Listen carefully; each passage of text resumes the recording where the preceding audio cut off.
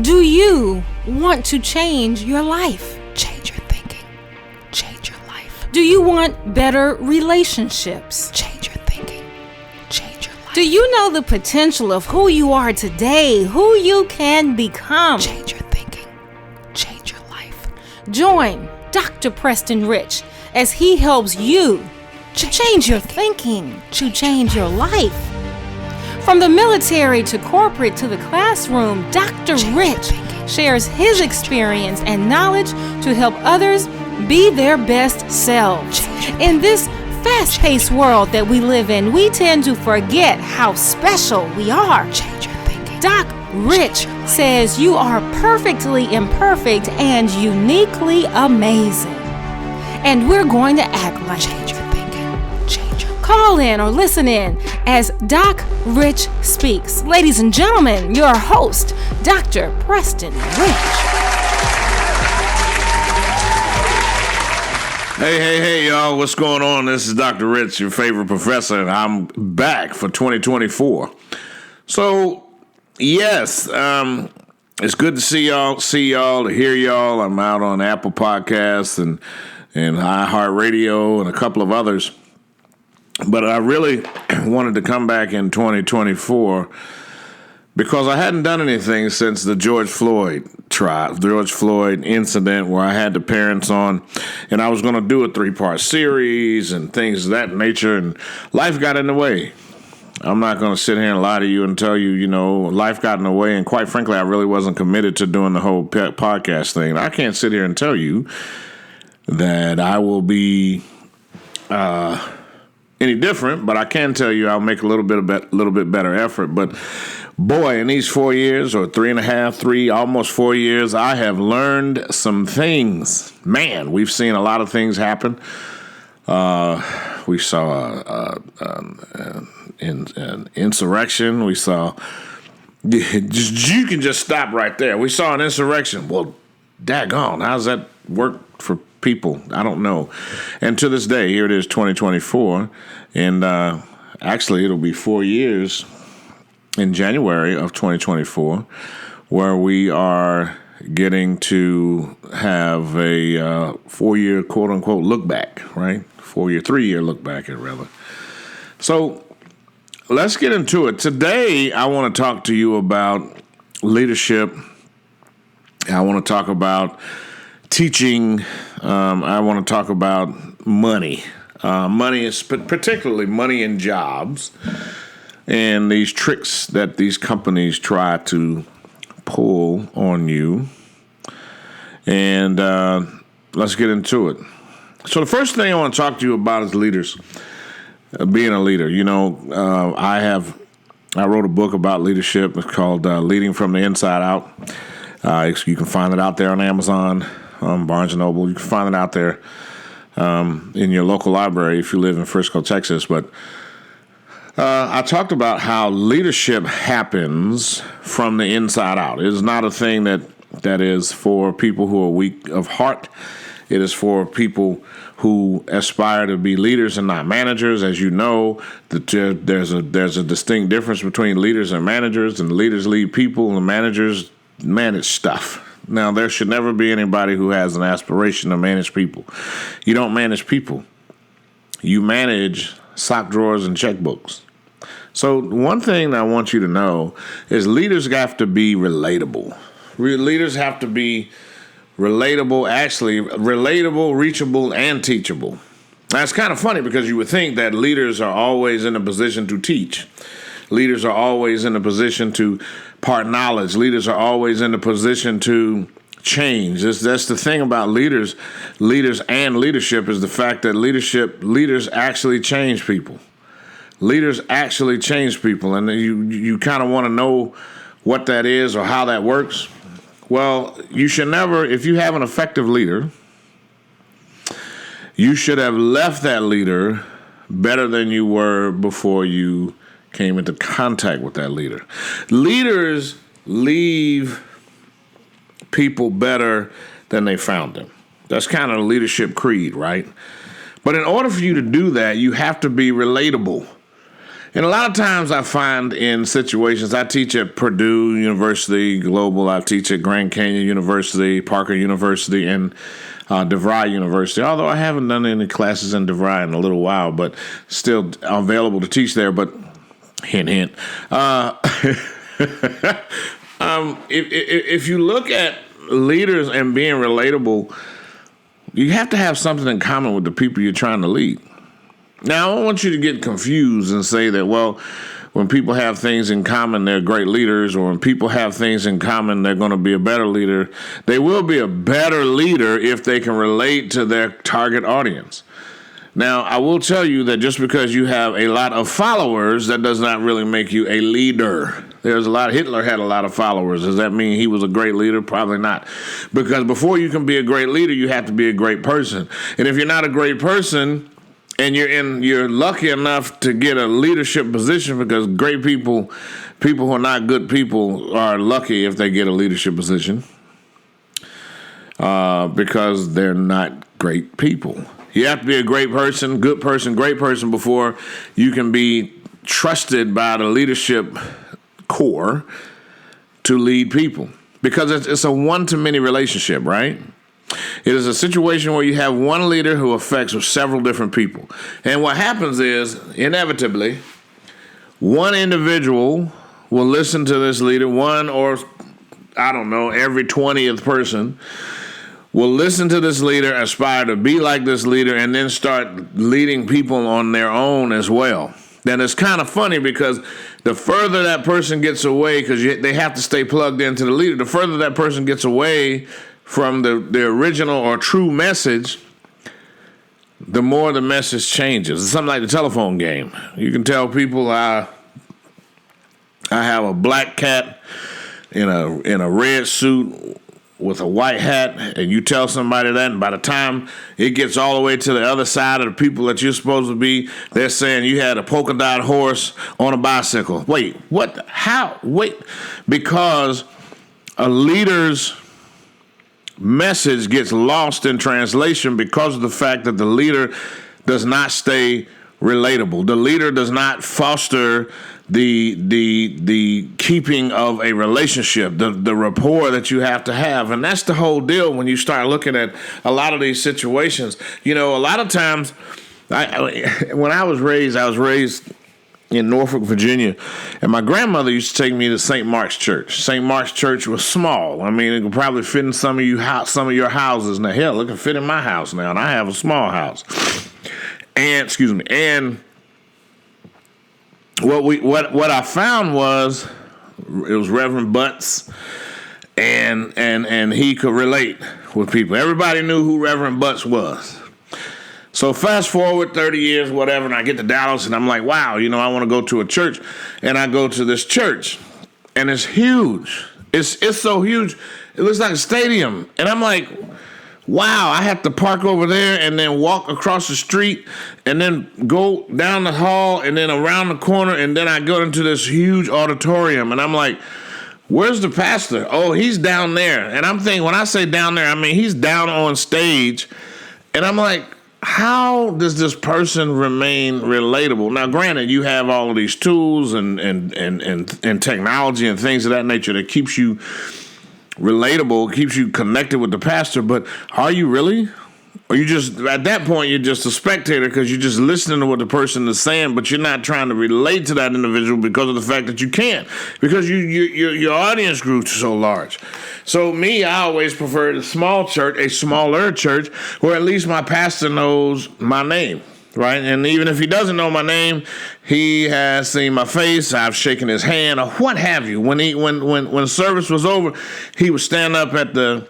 And then I'm fast forwarding to my church, Friendship Baptist Church of the Colony. Pastor Trotter, Gregory Trotter presided. And before that, it was Pastor McBride, and he was the same way. The church was small and is large, but it was small enough for me to be relatable and have foster a relationship with the pastor. Now, if you were to walk up to the pastor today and say, "Hey, do you know who Dr. Rich is?" He's probably like, "No. Oh yeah, he did this or that, the other for me, but I have not been back in his presence for me to refresh my my presence and shake his hand and things of that nature. But I'm sure if you were to ask Pastor Trotter, have you? Because I've done, I did a class, worked with some of the young men in the church, and he'll know me from that.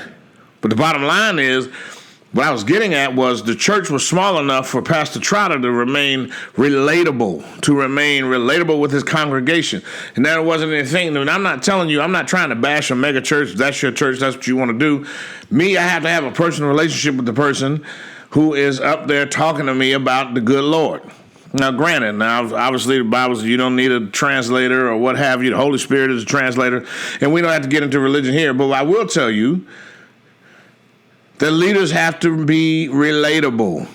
You have to be able to relate. You have to have something in common. Be able to relate with your audience. If you're so far off and so detached from your audience and from the people that you wish to influence, because that's all leadership is the quest to influence others. If you're so far detached from them, then your message falls short. The second thing leaders have to do is be reachable. If every time an individual tries to contact you or what have you, get a question answered or seek your counsel and you're never there, then are you really an effective leader? Probably not. You need to be relatable. We just talked about that, but you need to be reachable as well.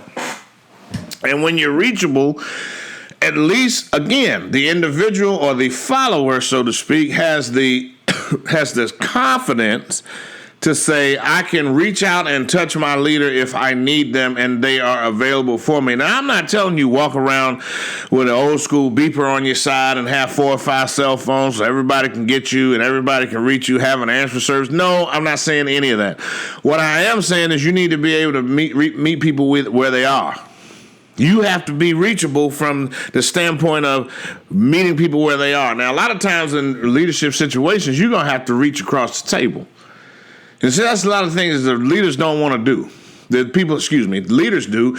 People who call themselves leaders don't. They don't want to reach across the table to meet someone where they are. If you aspire to influence individuals, you must be willing to meet them where they are, because a lot of times people are not able to meet you where you are because of whatever reason. And you have to knock down those barriers as the leader and give them the opportunity to flourish, to gain your knowledge, to absorb the things you're saying. And you might have to say something to the same person about 4 or 5 times, but if they have the wherewithal to keep seeking the knowledge you impart, do your part as a leader to give that back to them.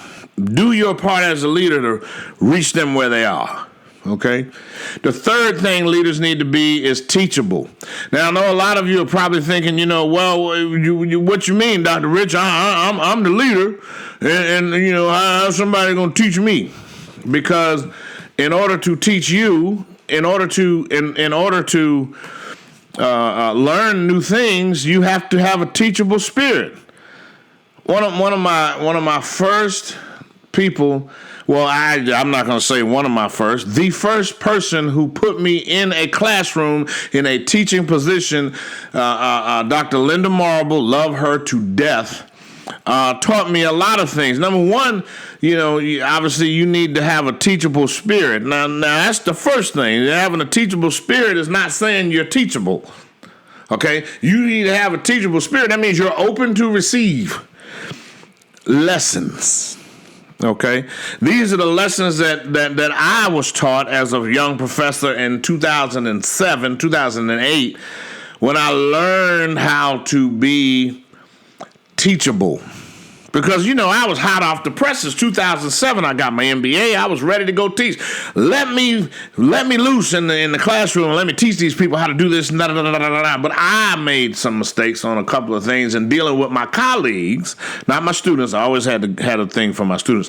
But with some of my colleagues, I didn't handle them correctly. And this is the beauty of having an effective leader. Dr. Marble pulled me in her office and asked me, could you have handled that person differently? And I sat and I said, yes, ma'am, I probably could have. And it was her that actually saved me from hurting myself by teaching me to handle people in a different way, even though I was right. I had the raw talent, but my raw talent had not yet gelled. And had it not been for Dr. Linda Marble, who was to explain to me about being teachable, but first having a teachable spirit, I wouldn't probably be the Dr. Rich that I am today. So kudos to Dr. Linda Marble. Hope she listens to this one day and finds out, or somebody might play it for her and go, oh, man, look at that. Right.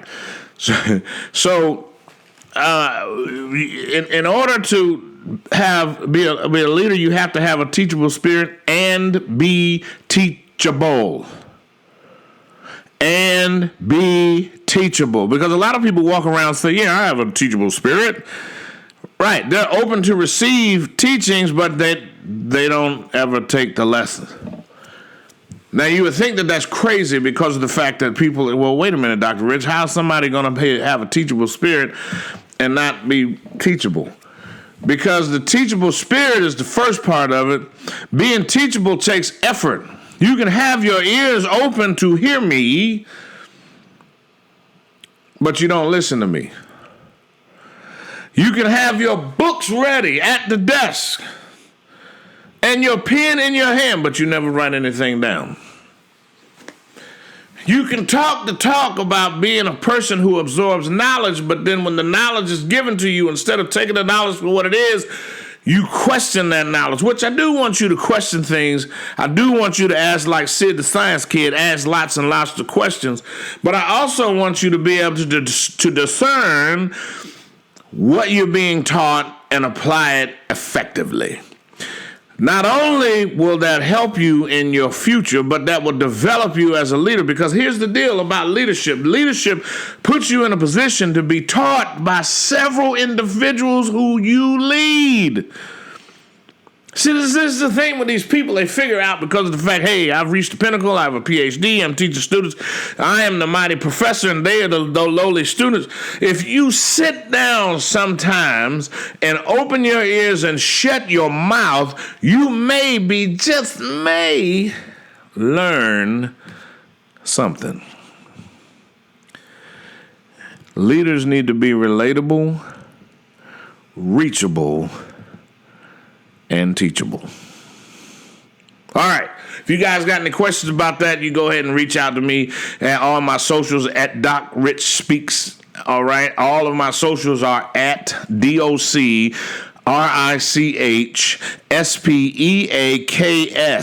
on Instagram and on Twitter. But if you really want to find me, you can find me on LinkedIn, Twitter. You can find me on Instagram, but I'm on Instagram a lot of times, talking about a lot of different things that I may or may not talk about on my podcast. So be sure to check those out at all times. Being a leader in corporate America, I actually have a couple of rules that I adhere to, and still to this day I adhere to them. And if you even talk to anybody who has worked with me before, been on any of the teams that I've led, they can always make reference to something called the Richisms. Now, the Richisms, I have two. I only have two. As a leader of any team, I give individuals my Richisms in the beginning, because my Richisms are the things that have to go right in order for me to have an effective relationship with you on any team we work with, in which we work together on. Number one, don't get me blindsided. Now, what does that mean? That means if you are on my team and I am acting as the team leader for this particular task, don't get me blindsided from the standpoint of when someone comes up to me to tell me something that you did, I go, oh, as opposed to, yes, they told me that. And what is that for? That is for the fact that as a leader, you are responsible for the safety and caring of the people who are on your team. Yes, you have to care for and nurture and train and protect those on your team. which goes directly into my second richism of nobody messes with my people. I don't care who you are.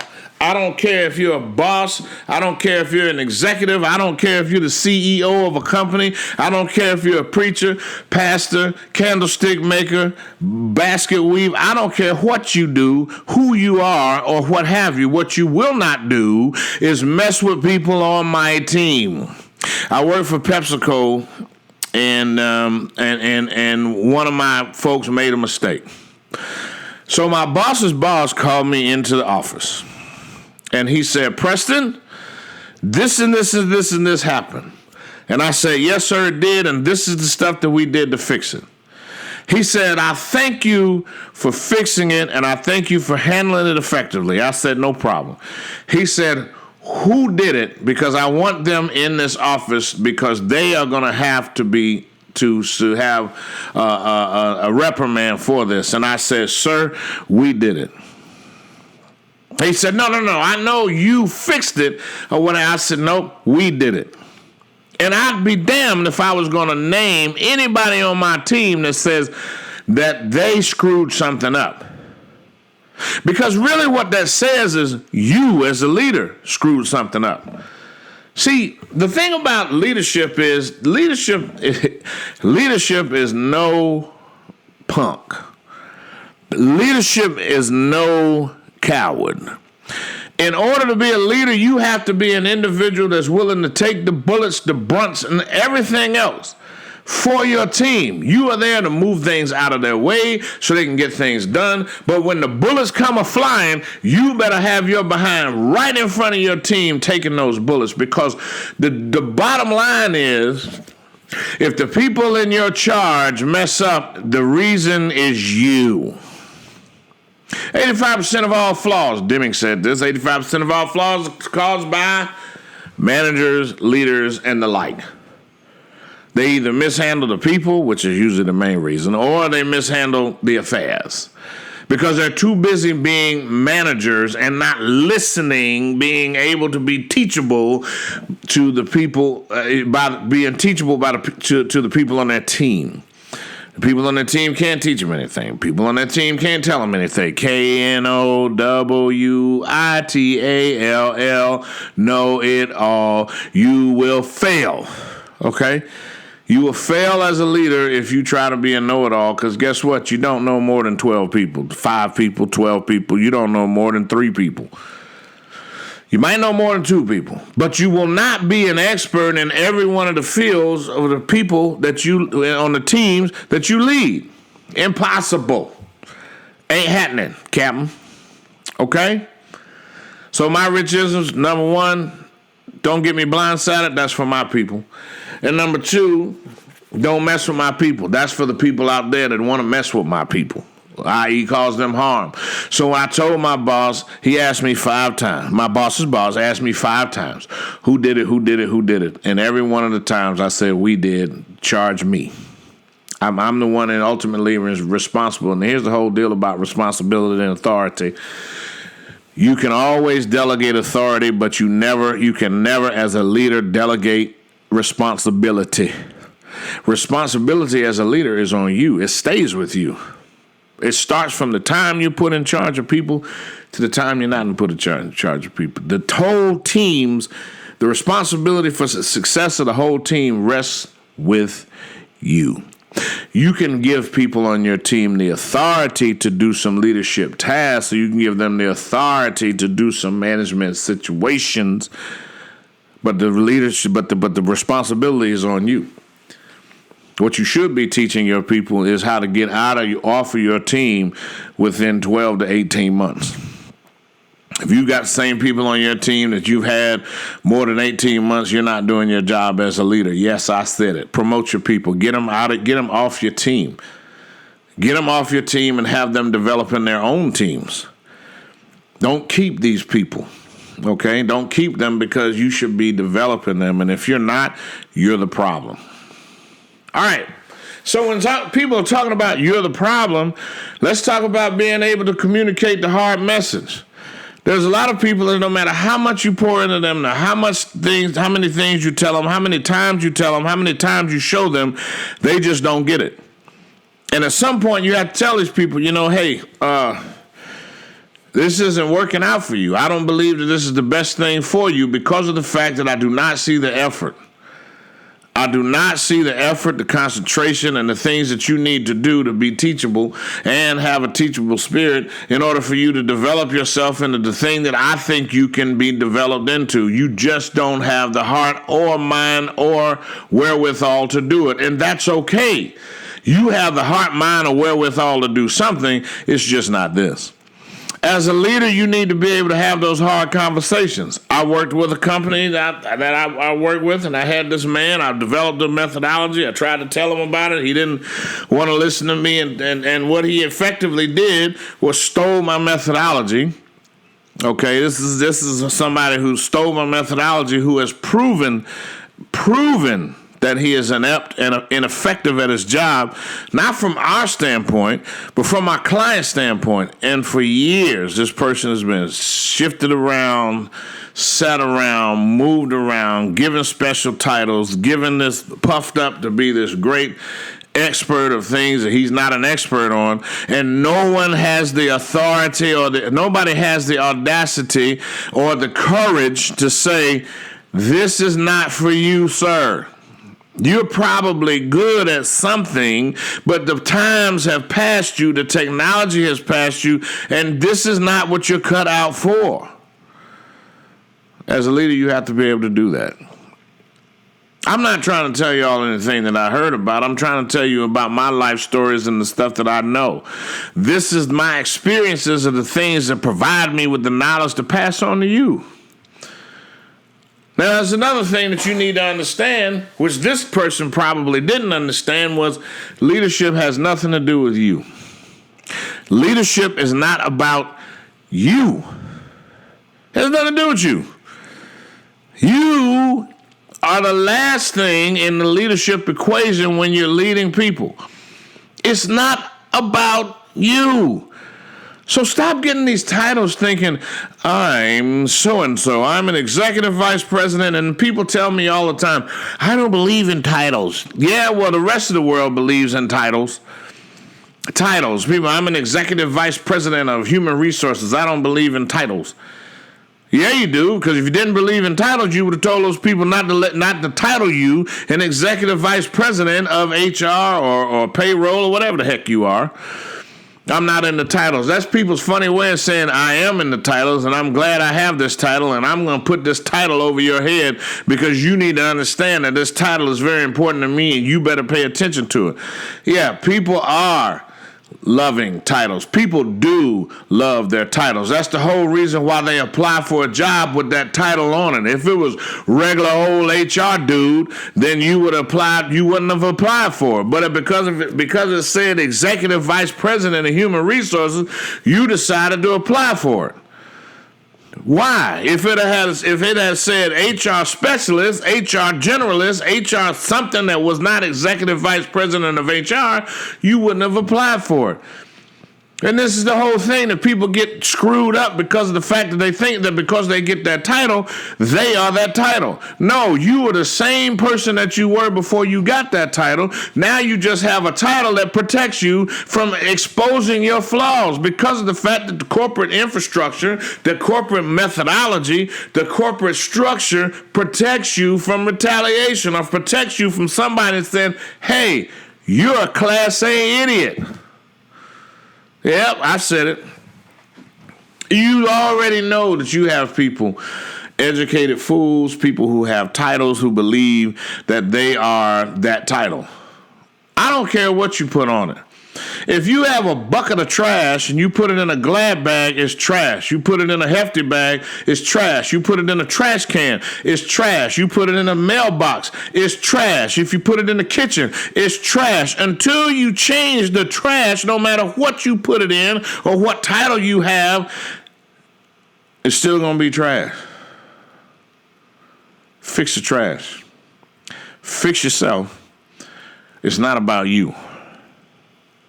Socratic teaching online, the thing I try to tell people about teaching, and that's the thing that people don't understand, is when I tell you that it's not about you, leadership is not about you, it is not about you. It's one of the things that I have a problem with in certain organizations because of the fact that they want to foster this vein of pedagogy. Now, pedagogy is the teaching of children, right? Andragogy is the teaching of adults. One of the first things that they tell you in teaching of adults, obviously, as a matter of fact, not enough schools teach the Socratic learning method or Andragogy, but they put you in front of a bunch of adults and tell you, treat them like kids and teach them stuff, and that's where you go wrong. That is definitely where you go wrong, especially if you have anyone from the United States military who's sitting in your class. You're not going to talk to a military man or woman like a 2-year-old. I'm sorry, you're just not going to do that. Because we come from the world's best defense force ever. That's why. Dispute me if you want to. I don't care. The United States military is the hotbed and training place of some of the best leaders in the world. You cannot beat it. You may say we bombed this. You may say we were unfair and burned that down. You may say we didn't evacuate properly. You can say all that, but what you can't say is that that doesn't produce good leaders. And what you can't say is we're losers, because we're not. We salute with our palms in, not out. Don't dispute me. Just look at the history books. Well, what does that have to do, Dr. Rich, with Socratic teaching and teaching online and teaching adults? So I'm going to tell you like this. Teaching adults, the first thing you need to do is check your ego at the door. And remember that thing I told you about being teachable? Try to learn something from your students. Oh, my God, Dr. Rich, you said learn from students. Yes, I said learn from students. Because of the fact that you can learn from students. Here's the whole thing that people don't understand. There's not too much separation between college professors and adult students. Only thing that's different is the college professor has a little more time in the paint with education and in classrooms than the students. Yeah. Believe it or not, people, professors, we were once students. And for some odd reason, I don't know, in the minds of some individuals, when they walk across that stage and get hooded with that PhD or that doctoral degree, that terminal degree, they forget that they were once students. And they get in these classes and treat these students like they're children. Well, Dr. Rich, I had to feed my kids. I had to do this, that, and the other. I was tired of blah, blah, blah, blah. I know the assignment was due on the 15th. And I had to turn it in on the 17th. And some professors will actually say, well, because of the fact that you were late, I'm going to dock you some points. Shut up. I cannot stand that. Your job is, and that's what I tell my people all the time. My job is to teach, not punish. I can't punish you because you don't know something. I can't punish you, nor should I be in the position to punish someone because life happened to them. Life happened to these students. You call yourself an institution of higher learning that caters to adults, then do that. And that's the situation that you have in a lot of these organizations, a lot of these colleges and universities. My colleagues don't do that. You know, I happen to work with a great core of college professors, college university professors that actually understand the same thing.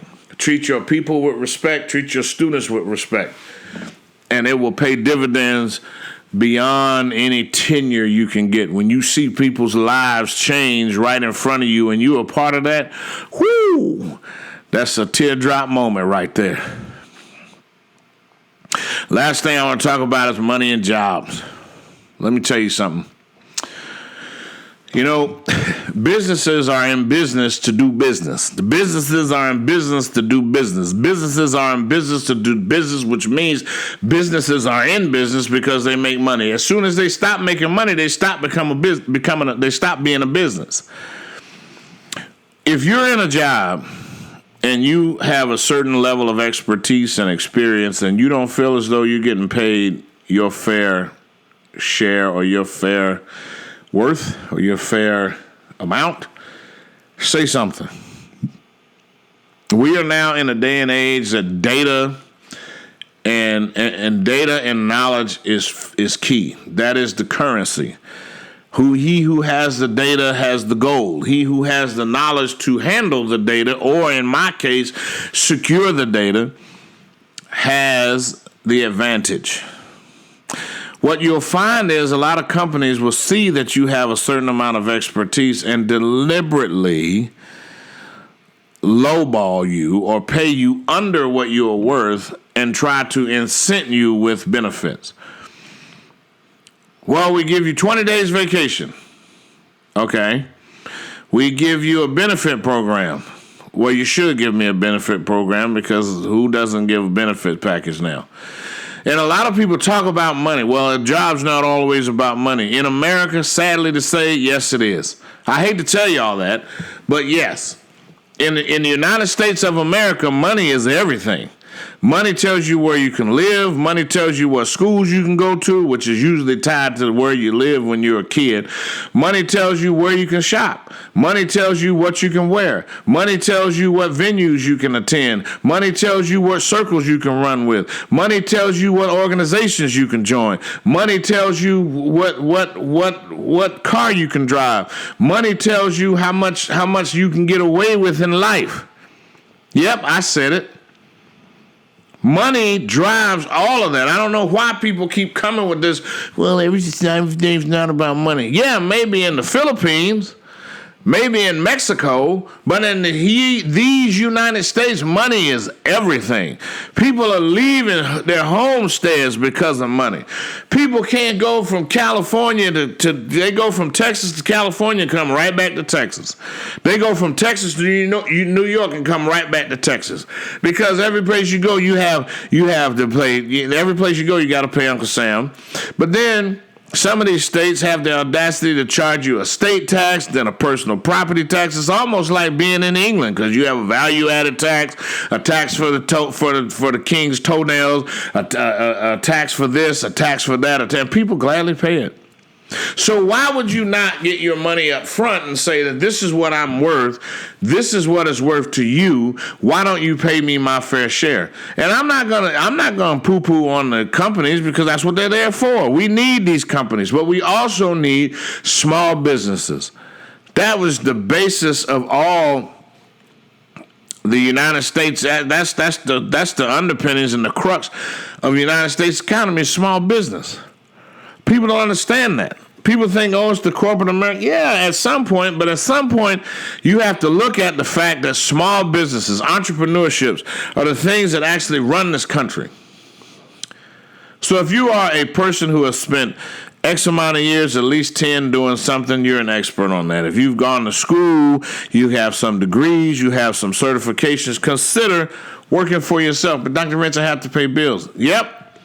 Yeah, I know you have to pay bills. I didn't say you were going to be, having a windfall of money right in the beginning, but you got to start somewhere. And yes, guess what? It's going to be tough when you first start out.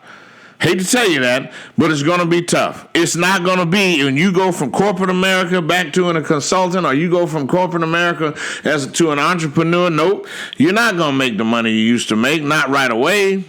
But if you stick with it and get into a situation where you value yourself more, you can't talk all that noise about knowing your worth in corporate and then get out of corporate and then don't know who you are. No, that's not going to work. Then you will be in the poorhouse. The bottom line is you have to ensure that you stay current. You have to understand that you have to stay vigilant. And most of all, you have to put what's important first. All right, y'all, look, that's my time. I talked to y'all about a lot of different things. I talked to you guys about leaders must be relatable, reachable, and teachable. I talked to you about my Richisms. I talked about being able to communicate the hard message. I talked to you about the fact that it's not about you. I talked to you about Socratic teaching online and actually how do you do andragogy as opposed to pedagogy to treat people and their students. And lastly, I talked to you about money and jobs and starting your own business. Look, folks, my job is to teach, not punish. I'm so glad I'm back online on your podcast. I'm going to try to hit you with these at least twice a month, but I want y'all to listen to me. I want you to see if you learn something. And guess what? If you don't learn something, tell me, and I want your feedback. Hit me at Doc Rich Speaks. Doc Rich Speaks on Instagram. Doc Rich Speaks on Twitter. And look for me on LinkedIn. I'm a professor at 4 different colleges, universities. Just look me up. Google me. You see me. If you want to contact me, do so. I'm going to leave you with this. Thoughts become words. Words become actions. Actions become habits. Habits become character. Character becomes your destiny. If you change your thinking, you change your life. We're all perfectly imperfect and uniquely amazing. So act like it. That's my time, folks. I'll see you next time. Peace. You've been listening to the Doc Rich Speaks show. We hope we've stimulated your mind and inspired you to be your best self today. If you've enjoyed the show, tell some friends and join us next time on this same station. Follow Dr. Rich on Twitter, Facebook, Instagram at Doc Rich Speaks. You can download this podcast on Apple, Google Play, SoundCloud, and Spreaker as well. In the meantime and in between time, remember you are perfectly imperfect and uniquely amazing. So just be great every single day.